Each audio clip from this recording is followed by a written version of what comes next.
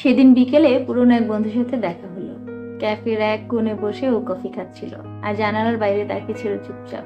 আমি মজা করে বললাম, কি রে, প্রেমে ব্যর্থ নাকি?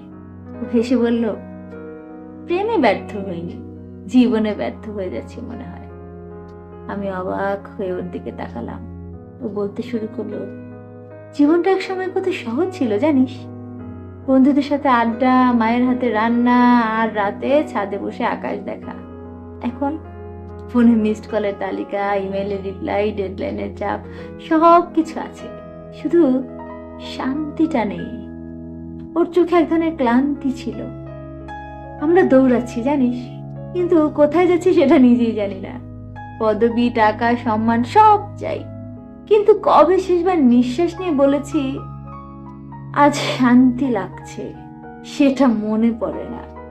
আমি কিন্তু বলছিলাম না কিছুই, কারণ ও যা বলছিল সেটা আমারও গল্প। আমরা সবাই কোনো না কোনো প্রতিযোগিতায় আছি, যেটাই পুরস্কার পাই না কেন সেই পুরস্কারটা হয়তো আমাদের দরকারই নেই। ও বলল, তুই জানিস সবচেয়ে ভয় লাগে কিসে?